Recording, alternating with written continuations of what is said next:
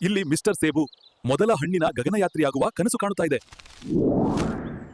ಮಹಿಳೆಯರೇ, ಸಜ್ಜನರೇ, ಭವ್ಯ ಉಡಾವಣೆ ನೇರವಾಗಿ ಮಣ್ಣಿಗೆ. ಒಳ್ಳೆ ಪ್ರಯತ್ನ ಸ್ನೇಹಿತ. ಆದರೆ ನನಗನಿಸಿದ ಮಟ್ಟಿಗೆ ಎಲೆಗಳು ರೆಕ್ಕೆಗಳಲ್ಲ. ನೋಡಿ, ಈ ಸೇಬು ಆಕಾಶಕ್ಕೆ ಹಾರಲಿಲ್ಲ.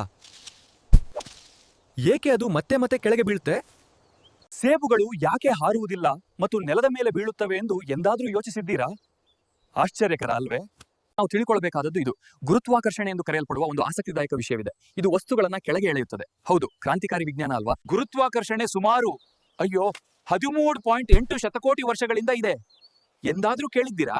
ಮೂಲತಃ ಭೂಮಿಯು ಆಕರ್ಷಕ ಸ್ವಭಾವವನ್ನ ಹೊಂದಿದೆ. ಅದು ಎಲ್ಲವನ್ನೂ ತನ್ನ ಕೇಂದ್ರದ ಕಡೆಗೆ ಸೆಳೆಯುತ್ತದೆ. ನೋಡಿ, ದೊಡ್ಡದಿರಲಿ ಚಿಕ್ಕದಿರಲಿ, ಗುರುತ್ವಾಕರ್ಷಣೆಗೆ ಅದ್ಯಾವುದೂ ಲೆಕ್ಕ ಅಲ್ಲ. ಸಮಾನ ಅವಕಾಶದ ಬಲ.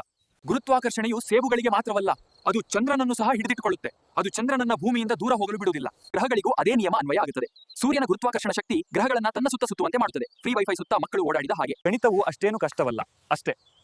ಸರಳವಾಗಿ ಹೇಳಬೇಕೆಂದ್ರೆ ಒಂದು ವಸ್ತು ಮತ್ತೊಂದನ್ನು ಸೆಳೆಯುತ್ತದೆ, ಸರಿನಾ? ಸೇಬುಗಳು ನೇರವಾಗಿ ಭೂಮಿಗೆ ಬೀಳ್ತವೆ, ಅಡ್ಡಡ್ಲಾಗಲ್ಲ ಅಥವಾ ಆಕಾಶಕ್ಕಲ್ಲ. ನಿಮ್ಗೆ ಅರ್ಥವಾಯ್ತೆ? ಹಾಗಾದ್ರೆ ಕೆಳಗೆ ಕಾಮೆಂಟ್ ಮಾಡಿ. ನಿಮ್ಮ ಸಮಯಕ್ಕಾಗಿ ಧನ್ಯವಾದಗಳು. IG ಅಕಾಡೆಮಿಯನ್ನ ಫಾಲೋ ಮಾಡಿ ಮತ್ತು ಇನ್ನಷ್ಟು ಆಸಕ್ತಿದಾಯಕ ವಿಡಿಯೋಗಳಿಗಾಗಿ ಈ ವಿಡಿಯೋವನ್ನ ಶೇರ್ ಮಾಡಿ.